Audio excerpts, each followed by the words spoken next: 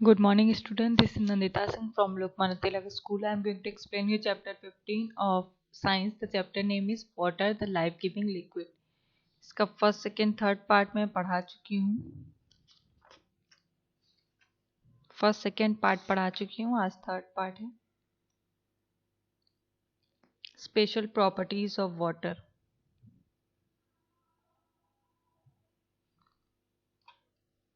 Water has unique properties that are different from most other liquids. Water की जो properties होती हैं वो यूनिक होती हैं, जो कि दूसरे लिक्विड से डिफरेंट होती हैं. First, water expands when it freezes or whereas almost all other liquid contracts when they freeze. Water expand होता है, फैलता है जब वो फ्रीज किया जाता है. जब वो जम जाता है वाटर तो वो एक्सपैंड करता है. Whereas almost all other liquid contract when they freeze. और जितने भी लिक्विड होते हैं वो सब एक्सपैंड करते हैं जब वो फ्रीज किए जाते हैं, जब वो फ्रीज होते हैं. It is because of this reason that a soft drink bottle और a bottle of water should never be left in freezer for too long because the contents will expand on freezing and there is a chance that the bottle may burst. और इसीलिए it is because of this reason, इसलिए क्या है कि जो soft drink bottle होती है, soft drink bottle और ये जो वाटर बॉटल होती है, उसको कभी भी फ्रीज़र में नहीं रखना चाहिए, क्योंकि जब पानी जमता है, वाटर जब फ्रीज होता है तो वो एक्सपैंड करता है, फैलता है, जिससे कि बॉटल फटने का डर रहता है. The solid form of any liquid is heavier than the liquid form. Solid form जो है वो हैवियर होता है, भारी होता है, जबकि लिक्विड फॉर्म हल्का होता है. बट द लिक्विड फॉर्म के कंपैरिजन में सॉलिड जो है वो हैवियर होता है.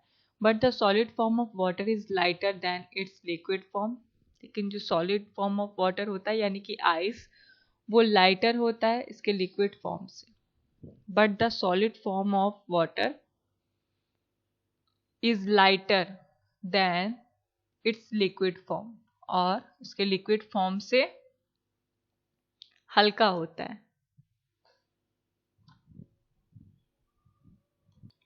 तो जो भी सॉलिड होता है, किसी और सॉलिड को अगर हम सॉलिड किसी भी लिक्विड को अगर हम सॉलिड फॉर्म में करेंगे तो वो लिक्विड से ज़्यादा डेंसर होता है, यानी कि हैवियर होता है. लेकिन अगर हम वाटर को सॉलिड फॉर्म में करते हैं तो वो लिक्विड फॉर्म से कम हैवी होता है. Water molecules in solid form arrange themselves in cage like structure. Water molecules जो सॉलिड फॉर्म में होते हैं वो केज लाइक स्ट्रक्चर बनाते हैं, enclosing lot of empty spaces called voids. और जो एम्प्टी स्पेसेस उसमें बनाते हैं उनको वॉइड्स कहते हैं. Since molecules are not closely packed, solid form of water is less dense than liquid water. क्योंकि इनके मॉलिक्यूल्स जो होते हैं वो क्लोजली पैक्ड होते हैं, इसलिए सॉलिड फॉर्म जो होता है वाटर का वो लेस हैवियर होता है, लेस डेंसियर होता है देन लिक्विड वाटर.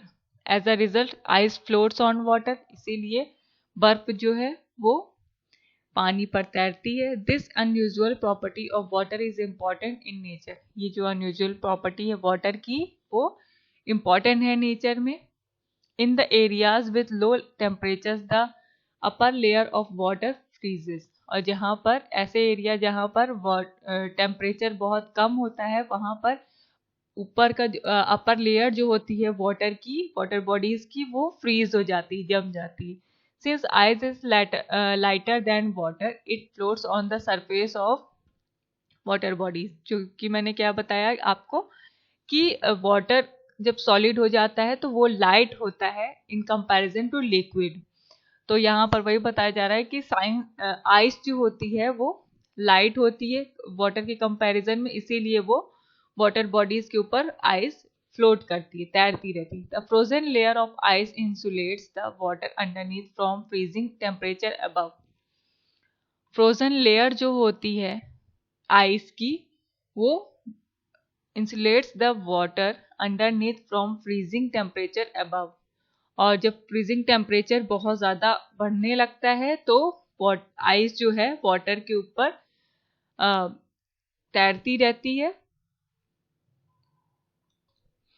इससे कि क्या होता है, this allows aquatic plants and animals to survive extreme cold climate. और इसी से जो एक्वेटिक प्लांट्स और एनिमल्स होते हैं वो बहुत कोल्ड कंडीशन में भी सर्वाइव कर पाते हैं। Water cycle. The water cycle is the process in which water moves from the land to the sky and back again. Water cycle वो process है जिसमें water move करता है land से sky तक और फिर वापस land पर आ जाता है. It follows a cycle of evaporation, condensation, precipitation. और ये कौन सा साइकिल को फॉलो करता है? इवेपोरेशन, कंडेंसेशन और precipitation. The total amount of water in this universe remains constant. जो total amount of water है वो universe में constant है, स्थिर है. Water evaporates from the surface of water bodies.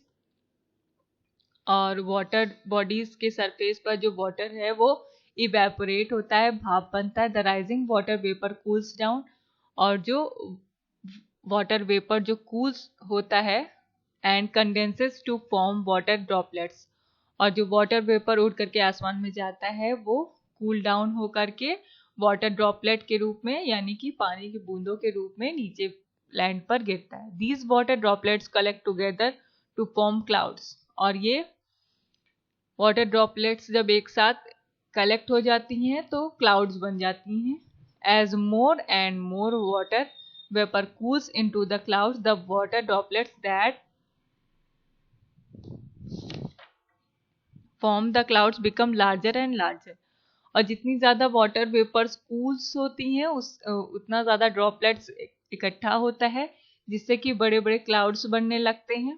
When clouds become too heavy water falls down to the ground as rain. और जब cloud बनते हैं तो जब वो बहुत ज़्यादा बड़े बड़े क्लाउड्स बन जाते हैं, वो हैवी हो जाते हैं वाटर ड्रॉपलेट्स, तो उससे क्या होता है कि वाटर ग्राउंड पर फॉल डाउन होने लगता है. मीन्स रेन के रूप में, बारिश के रूप में पानी गिरने लगता है बादलों में से. The process by which water vapour present in the atmosphere condenses and falls down as rain, snow और hail is known as precipitation. और ये जो प्रोसेस है जिसमें वाटर वेपर एटमॉस्फेयर में प्रेजेंट रहता है, कंडेंस होता है और फिर रेन के रूप में ग्राउंड पर गिरता है, उस प्रोसेस को हम प्रेसिपिटेशन कहते हैं.